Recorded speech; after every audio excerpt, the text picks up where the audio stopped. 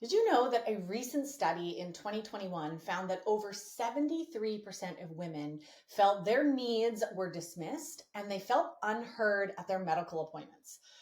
Why is this? And more importantly, can you relate to this? What is going on, and why does our voice no longer seem to matter when it comes to getting support with our health?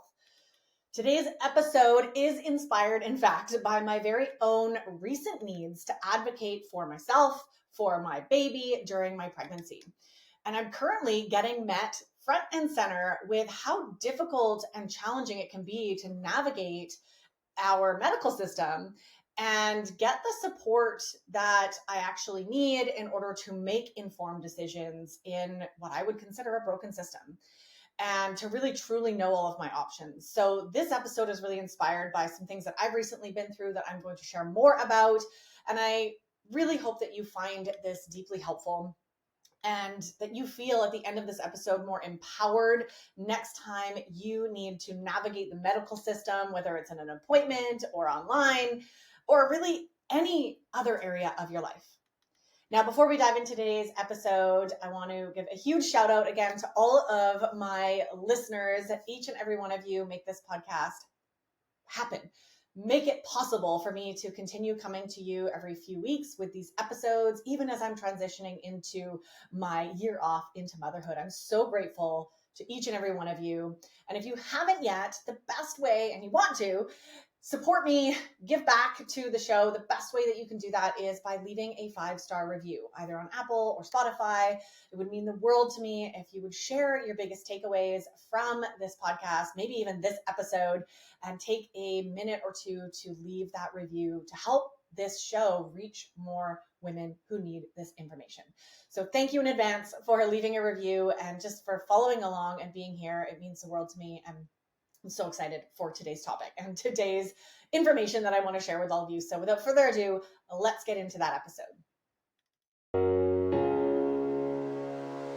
Welcome to the Beyond Sugar Freedom podcast. I'm your host, Danielle Dame, holistic nutrition coach and speaker. Let's dive in. All right, ladies, let's face it. The sad truth is that we live now in a time in history where we have given our power away when it comes to our health and dealing with medical professionals who we simply blindly trust have our best interests in heart. And it breaks my heart because that's not actually true. Many medical professionals may have good intentions, but the industry does not have your best interest at heart. And the bottom line is that our medical systems are run and owned by big pharma, big ag, and some very, very rich human beings who are really in it for the profits, right? They keep us in this cycle of sickness with food, healing with pills, all in the name of profits. Now, I'm not going to go down some major ranting rabbit holes today about how our medical system works and all the things that are broken and what needs to change. Hopefully, you're starting to learn some of that yourself over the years, that we simply just cannot blindly trust anymore like we used to. And we actually should never blindly trust, by the way. Now, before I get any deeper into this, it is actually really important for me to say that I don't want you to misread what I'm saying here. The medical system can be very helpful at times. I'm not here to bash anyone who works in the medical system, nurses, doctors, amazing people that are helping. And I do believe that for the most part, doctors, nurses, anyone who gets into a medical professional or into this industry does so because they truly want to help people. They really want to help people get better. And I know for a fact there are so many medical professionals that are amazing. They are trying to change the status quo. They are trying to do things differently. So I'm not here to bash everybody in the medical system. I'm not bashing anybody.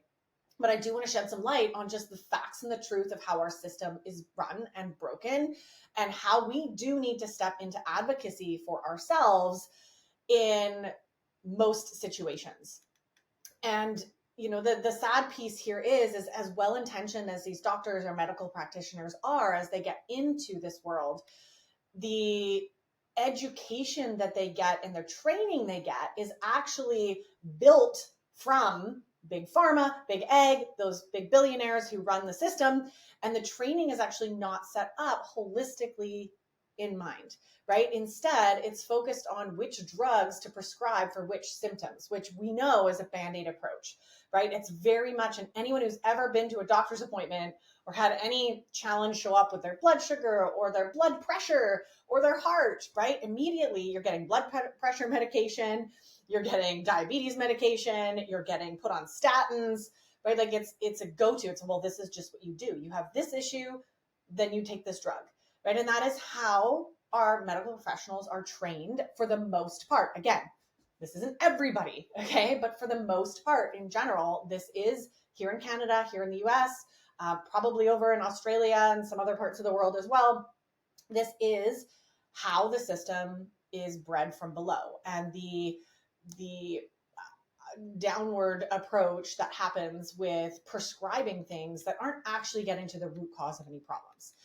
So understanding this foundation, as I said, I'm not going to get into all of this. That's not the point of today's episode, but understanding this foundation of these few little pieces that I just shared, combined with what I shared in the intro here, right? 73% of women do not feel heard when they go to their medical appointments, right? This helps us understand not only how we can start to begin advocating for ourselves, but hopefully you can start to see why it's so darn important that we do, right? So that we can arm ourselves better to support our healing in an actual way that's going to support our healing. That's not just a Band-Aid approach that's going to perpetuate the problems and maybe even make us sicker. So there's a lot going on here, right? And I want to keep this episode focused around advocating for your health. So we're going to talk about that and what does it mean to advocate for your health? Why is it important? How do we start advocating for our health? But I want to start by actually sharing why I'm doing this episode, because this is actually very personal for me right now. This episode is inspired by some of the situations that I have been in some medical appointments recently. Being pregnant over the last 6 months at time of recording this, I am going to the doctor more than I ever have in my life. And that is important. It's important for me to keep an eye on things. And I am someone who doesn't normally go to the doctor. I look after myself. I know how to heal when I get sick. And I will, of course, go to the doctor if there's something majorly wrong, but I don't have a need. I have a naturopath.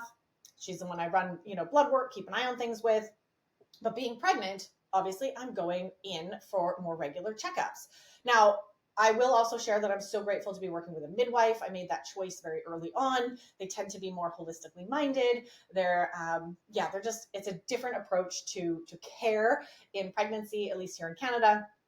So I'm very grateful for that. But I'm getting this in my face real experience that I know so many of my clients have complained to me about or shared with me in their journeys with meeting with their doctors and being met with resistance and walls when they request things. And so I'm getting to face that in a different way than many of you, but this has really sparked a lot for me and this need to talk about this with all of you. Now, I'm already being presented with a bunch of drugs that I'm supposed to either put in my body or my baby's body before it's even born. And for me, that does not sit right. Why? I want to know why you are telling me I need this thing in my body. So I've started going down some rabbit holes and learning even deeper levels of how to advocate for myself and my baby on a new level, right? This, for me at this point, is even more important. That's not just my health and my life that I'm impacting with decisions about putting things in my body. It's my baby's, right? And the lifelong of possible health complications that could ensue if I make the wrong decisions. So there's a lot for me. And I'm no stranger to advocating for my health or standing up for myself or also being the black sheep. I don't do peer pressure.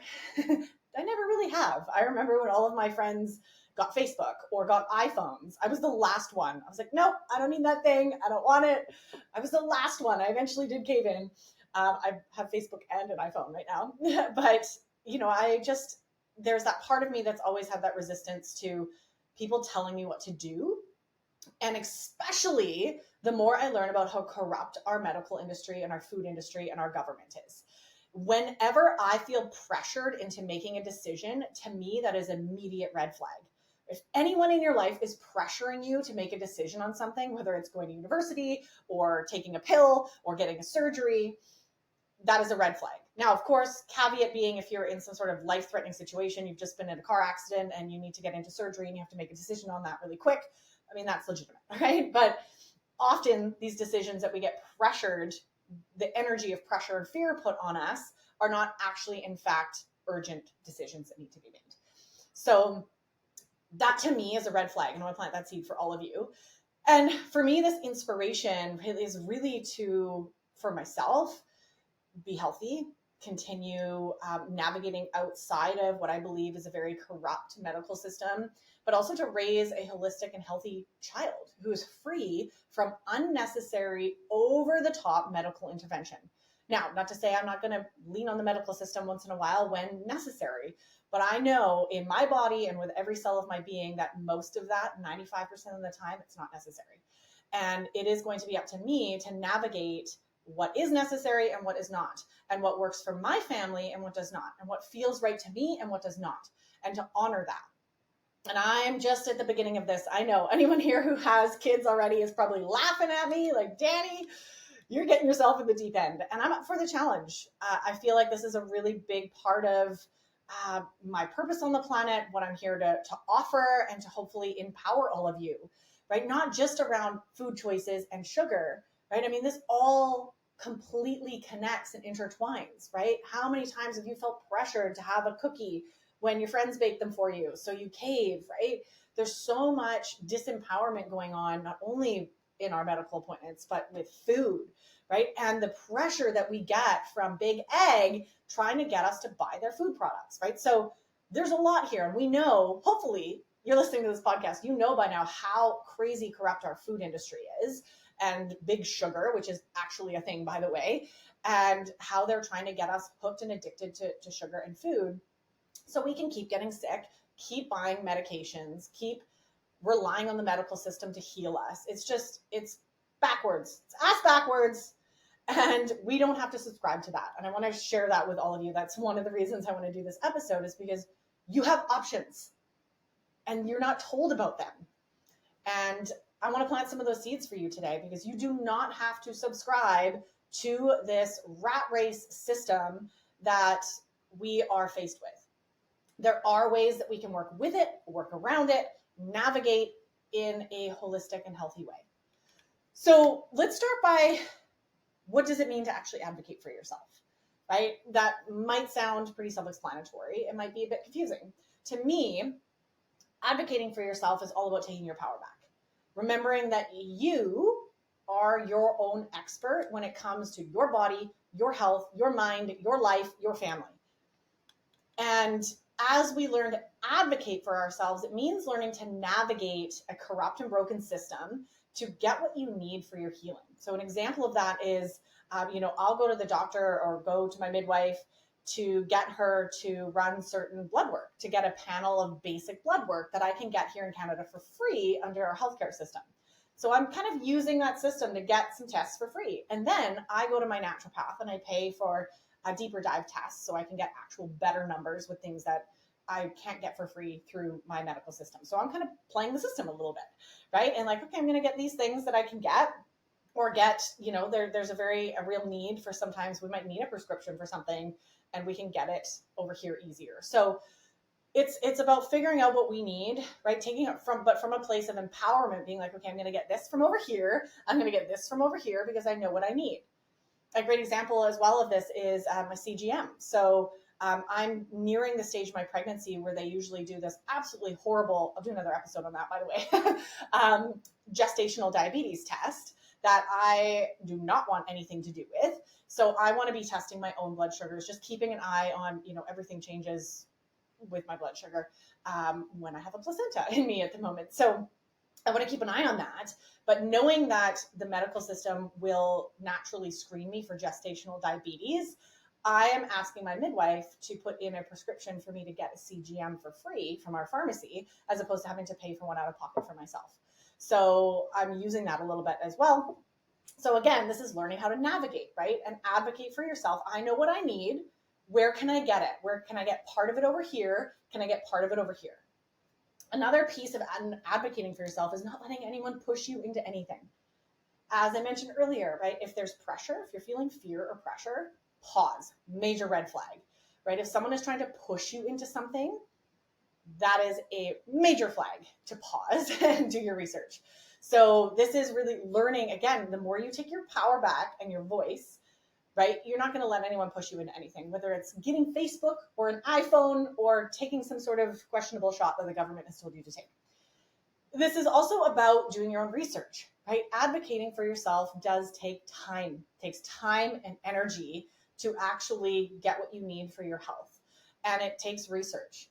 And that can be a big block for a lot of people, right? And why so many of you maybe don't advocate for yourself because you aren't willing to do the research.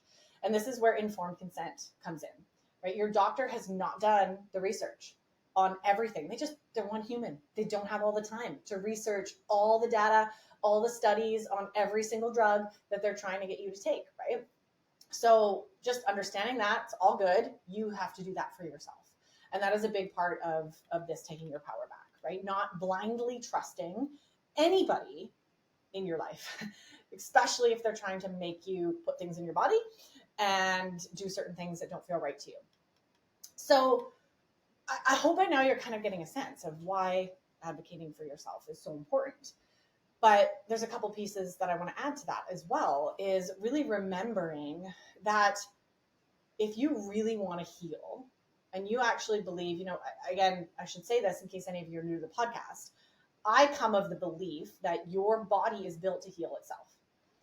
And we have every ounce of ability within every cell of our body to heal itself if we clear the path for that. Get the toxins out of our body. There's some very basic things that we can do to actually support our body in naturally healing itself. So remembering that healing is not a band-aid approach like our medical system takes, right? We need to actually get to the root of what's going on. Why does the diabetes exist? Why am I having heart issues, right? Really getting to the why instead of masking the symptom, right? And when we start to want to get to the why, this is where we'll come up against walls with most medical appointments and medical practitioners because they're not trained at root cause. So this is important because if you actually want to heal and not be addicted or paying for medication for the rest of your life that is causing side effects and gosh knows what else it's doing to your body, then you're going to need to advocate for yourself, right?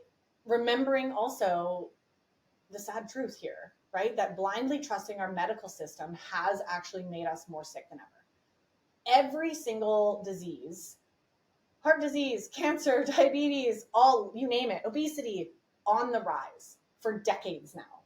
Yet our medical advancements have become more sophisticated. So how, if medicine and pharmaceuticals are getting fancier and more sophisticated, how are we getting sicker? It doesn't add up, right? Aren't we supposed to be getting healthier if it was actually helping us? We're not. We're getting sicker and sicker and sicker as a culture, as a planet, and we've got to put a stop to that. And it starts with each of us. But remembering as well that most doctors just simply, as I said earlier, do not know the products that they're prescribing you with, right? They don't necessarily know all the research about the long-term risks, right? They know some stuff. They know enough that like this has been proven to help with that thing. But what does that even mean? So there's so much here. And in the terms of actually informed consent, right? This is why you need to advocate for yourself, why this is so important. Because if you don't, you will not be making a decision from informed consent. You will be making a decision out of pressure and a power dynamic and fear, as opposed to, okay, thank you for all of this information. I'm going to filter this through, do my own research, decide what's right for me, right? And that might actually be following the recommendations of your doctor. That absolutely might be what you then choose to do, but at least you're informing yourself with all the correct information before making that choice, right? And again, caveat two, doctors simply just do not have the time, let alone the depth of knowledge to sit with you for 3 hours in your appointment, right? There's a huge limitation of the system there, and a huge empathy for doctors who do want to sit and explain and go through some of that with their patients. They simply just cannot in the 10 minutes that they're allotted with you. So lots of problems here, right? And why we need to really step up. And I want to point out a couple things here too, I think is really important before we get into how do we start advocating for ourselves. Why are we not? I think I've already mentioned a few things here that are really at play and make a sense. But why don't we? Why are most of us, most of you listening to this, not advocating for your health, not advocating for yourself? And this may, by the way, be in your relationships. This may be with food and pushy family members trying to make you eat cookies. I'm talking about the medical system here, but all of the stuff that I'm talking about here apply to every area of your life. Maybe you're not advocating for yourself at work, right? Maybe you're being bullied at work, right? This is essentially like bullying 101. We've all, I'm sure, at some point been bullied or had that experience of being put down and not knowing that we could stand up for ourselves, or not feeling strong enough to stand up for ourselves. So some of the reasons that I really see most women not advocating for themselves, especially in the realm, again, coming back to sort of this medical realm, is that number one, we don't even know we're allowed to advocate for ourselves. Ladies, it just kills me, it breaks my heart. How many of you out there are walking around thinking you don't deserve to advocate for yourself? You don't have a voice. You're not worthy of getting what you want and being healthy. You can't afford it, like all these things.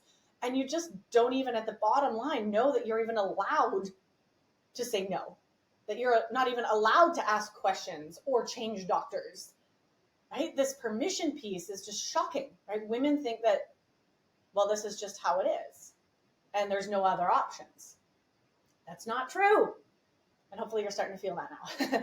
Another reason that I see here majorly, and I can relate to this as well, is like fear of judgment, right? You go into a medical appointment, you're afraid your doctor's going to think you're crazy, or your family's going to think you're crazy for asking questions or advocating for yourself or not taking a doctor's recommendations, right? You might really be worried about being judged or embarrassed for asking a stupid question, right? Or your doctor will talk down to you, right? And then you feel ashamed or embarrassed or guilty, right? There's so much emotional dynamic that shows up here. And especially as I know I'm going to continue getting more firsthand knowledge of in the motherhood realm, right? I could see very easily how so many mothers do not ask questions about some of the shots that I'm being told to get because they don't want to be a bad mom. They don't want to come across as a bad mom. If I choose not to do the vitamin K shot, people in my network are going to think I'm a bad mom, right? Like this sort of, or if I don't vaccinate my children, oh my goodness, I'm going to get a lot of backlash and judgment from my family, from my mom friends, from the medical system, from the government. I mean, oh boy, that's one that I will be navigating, by the way, and I'm totally ready for it. But it's difficult, right?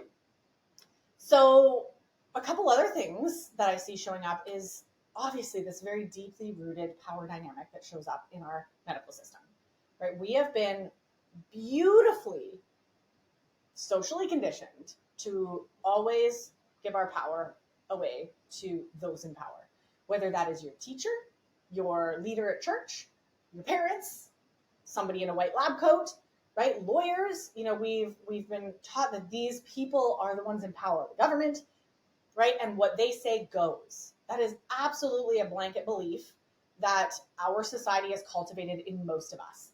So there's a power dynamic. This doctor who's got this fancy degree, and I've been to school for 20 years, and I know what's right for you, so I should tell you what's right for you, right? And you're going to follow my directions. There is a power dynamic. Many doctors are on power trips. You'll feel this in them looking down on you, shaming you, poo-pooing you for asking questions. The energy that they give off, you can just feel it, right? We've all been in probably at least one of those situations. And that power dynamic is very real because we have been trained to lead, right? To follow, not to lead, to follow. We've been right from the first time we went to school, right? We're trained to follow the leader and be a good little girl or a good little boy and do what we're told. And this can show up big time in the medical industry, especially with someone in power, like a medical professional that we put on this pedestal for some unknown reason, but it's just how it is, and it has been for decades. Okay, we also get really overwhelmed and pressured, right? I talked about that a little bit already. Many people don't advocate for themselves because they just don't know that there are always other options, right? They think, okay, well, if this is what my doctor's telling me to do, I guess this is my only option. I guess surgery is my only option because that's what the doctor said to do. There's always other options, always. If you've ever met anybody who's gone through like a cancer diagnosis and decided to treat it holistically, right? It's powerful to see. And when we actually start looking outside of the traditional medical views of things, we can see that there's a billion different ways to heal and to support our body in healing, no matter what is showing up in the body. Now, of course, if you broke your leg in a car accident, you're probably going to need surgery. Okay, that's like sometimes that just happens. But oftentimes, especially with chronic diseases or these diseases that show up because of nutrition and diet and lifestyle, these are things that we can change our nutrition, diet, and lifestyle, right, to heal from. So just not knowing there are options, why would we advocate for ourselves, right? The last thing that I'll say here on this is why we don't do this is a doctor often will give, and I actually had this show up, luckily not with me, but a girlfriend of mine who just had a baby as well. Doctors will often base their recommendations from a space of fear. So paying attention to the language they use. So something like, if you don't take this pill, you'll probably have a heart attack, right? If you don't take this pill, or you're going to have diabetes for the rest of your life, right? If you don't take this pill, your baby's going to die. And this is actually something that showed up with my friend. And again, I'll use a vitamin K example. So without getting deep into this, for anyone who doesn't have children, they give every child, at least here in Canada, pretty sure in the United States as well, a vitamin K injection within 6 hours of their birth, and nobody knows what's in it or asks questions about it. And oh boy, does that rub me the wrong way.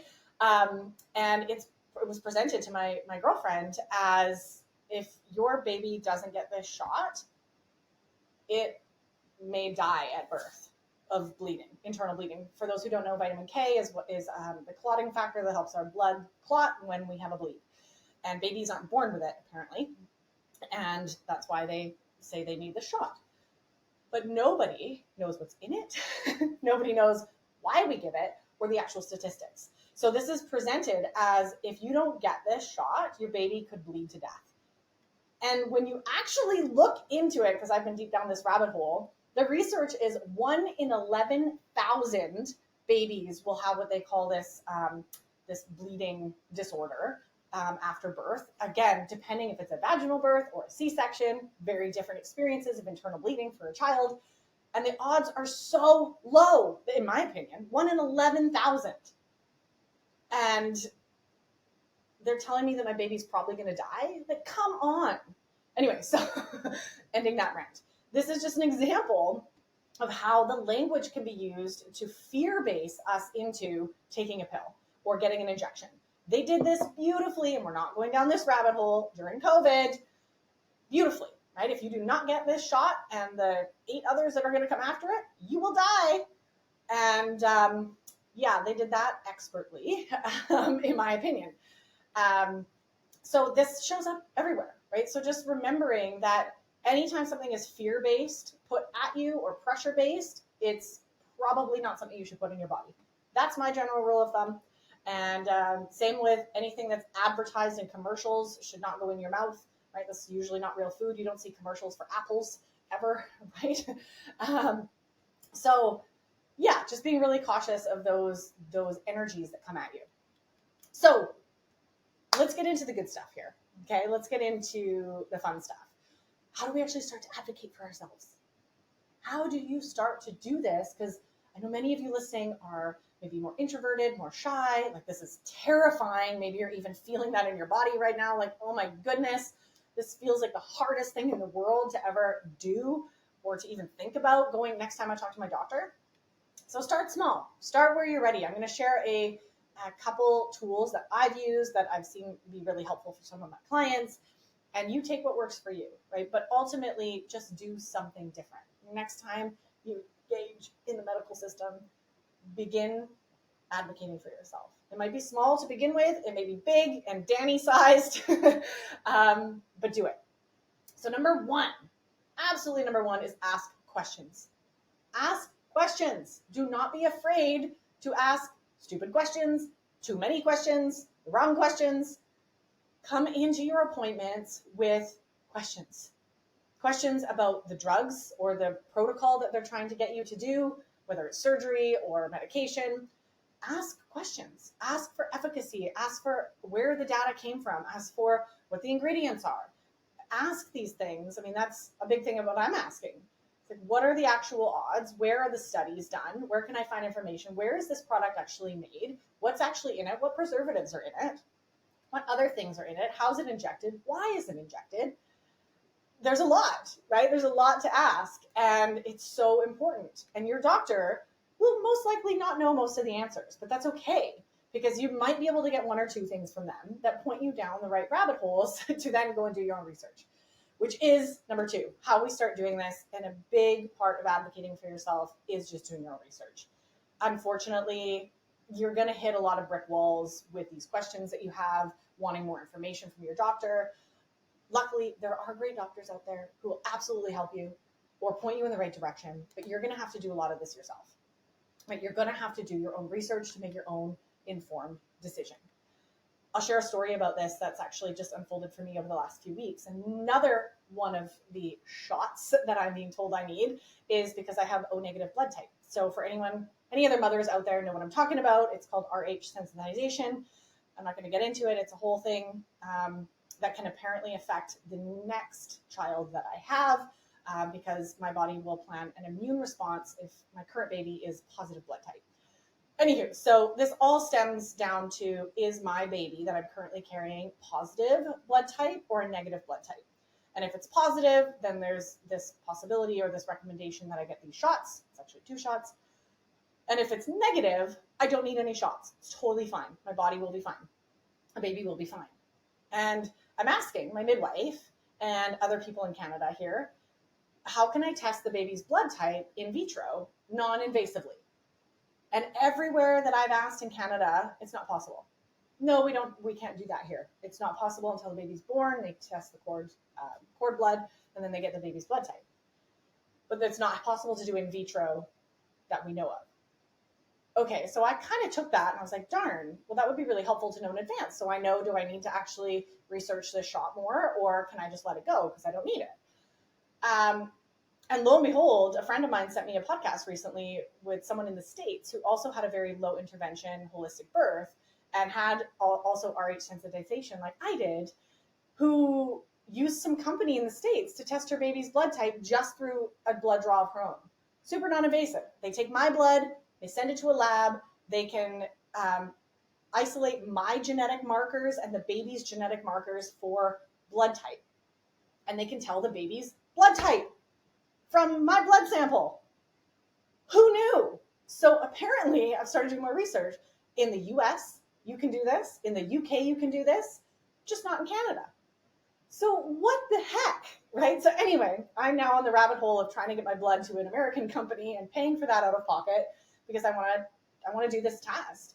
But this, again, is the informed consent and the rabbit holes we go on in our medical system when they tell you can't do something. It may just mean that company or science doesn't exist in your current country. It exists in the UK and it exists in the USA. I've heard from women who have done these blood tests very simply, very easily in those other countries. So research and talking to other people, so important. Another thing that we need to do and be willing to do is shop around for doctors who will listen to you. So this is huge. And yes, it can be hard and difficult and take a lot of effort, but it's worth it, right? If your doctor does not listen to you, he is not open to your questions, if he makes you feel shut down, shamed, judged, find another doctor. The old second opinion, you might even need a third and fourth opinion, right? Until you find someone who's actually willing to receive your concerns and to listen to you. And I'm so grateful that my midwife does. All these questions that I've come in with around the vitamin K shot and Rh sensitization have all been met with like, great, let's see what we can navigate together. I want you to make the best decision for you.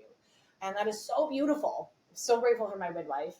And yes, she doesn't know the answers to a lot of this. I'm having to find them on my own, but at least she's willing to support me in what I decide in the long run of, no, I don't want that, or yes, I want this. She's going to support me with that. So we do need to be willing to shop around to find those people. And please do. Please do it, because they're out there. Those amazing people are out there. And then, of course, if you are working with a doctor, who is not receiving your self-advocacy and your questions and your curiosities, be willing to take what they have to share, take their knowledge that they do have. They do have knowledge, they definitely do. Take it with a grain of salt and a smile. Right? You don't have to get into an argument. You don't have to fight. This advocating for yourself is not about fighting with your doctor, right? You can sit back and say, thank you for this great information. I'm going to think about this, right? I'm going to let you know what I would like to do my next steps, right? Never let them pressure you into making a decision in the doctor's office. You would always go home, take that information and sit with it, right? And acknowledge their limitations, acknowledge that, hey, like when I go into my doctor's office, I know she's not an expert in RH sensitization. So I'll ask my questions, get the basics, right? And then I'll go and fill in the gaps that I need to with my own research. So just acknowledge that they have limitations, right? And be grateful for the knowledge that all of our medical professionals have. Take what you can from them and then go get the rest somewhere else.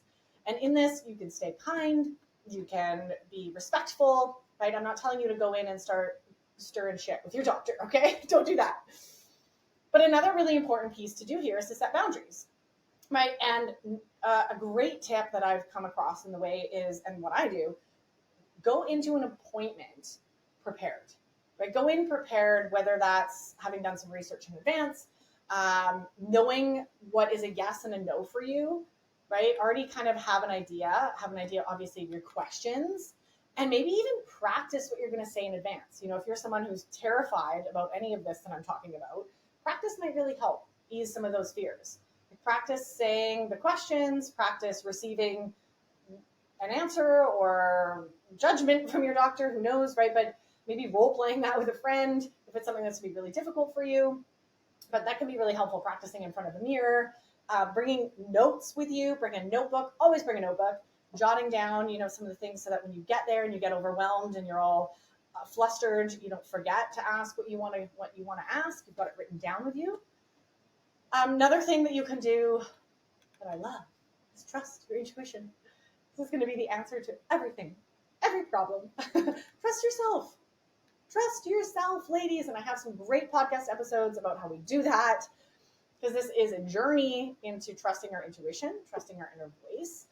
For example, when I was first met with like, oh, you need to take this shot, and then another one later, my whole body was like, nope, we're going to have to look into that one. That feels like a no.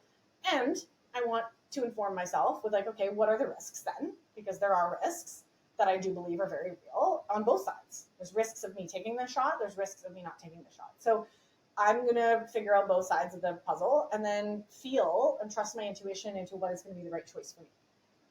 And a big support, the last thing I'll mention here around starting to advocate for yourself, huge support for me, at least in this, has been Facebook groups. There are some amazing groups of other real human beings struggling with exactly what you're struggling with, whatever it is, how rare and unique it is.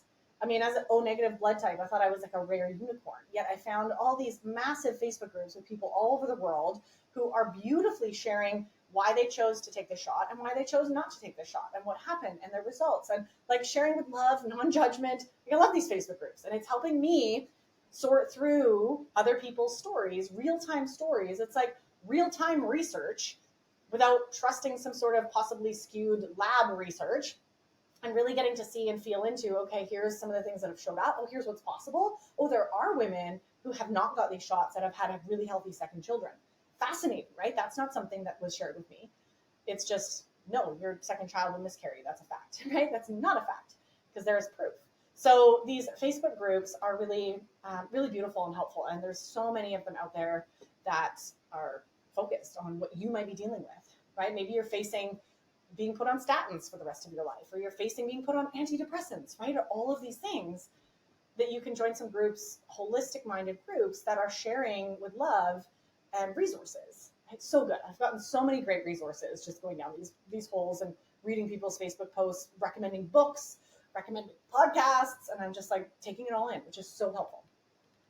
So there's a few things that you can do to start right now advocating for your health. And I hope that you keep this episode handy. Anytime you need a reminder of how worthy and powerful you are as you head into any medical setting or decision that you have to make. You have the right to ask questions and to do what you feel is right for your family and yourself. It is nobody else's bloody darn business what you choose to do with your body. Please, please, please start asking questions. Find practitioners or groups who will listen to you without judgment and help you make your own decision instead of just pushing one on you out of fear and pressure. And my sincere hope is that the future is one in which we can all take our power back in this area and really all the other areas of our lives, right? In relationships, with our bodies, all the things, right? So we can finally start to live more empowered and more healthy lives, right? That's ultimately what I'm here to do, right? To help each and every one of you break free from this corrupt system and world that we live in and find your own way to navigate back into health, happiness, optimized bodies, energy, feeling good, all the stuff that we want, right? That we've so lost. So I hope that you found this helpful. And if you have, please, please, please share this episode with a friend who also needs to hear this, which I'm sure we all have one. And thank you so much for tuning in to another episode. I will see you on the next one. Thank you for tuning in to another episode. If you're loving what we talked about today, please remember to subscribe, leave a review, and share this episode with someone you love. And if you're ready to dive deeper into discovering your root causes and patterns that are keeping you hooked on sugar, be sure to check out our brand new free workshop series that will help you kick emotional eating for good. Find the link to download this free series and other amazing resources in the show notes below.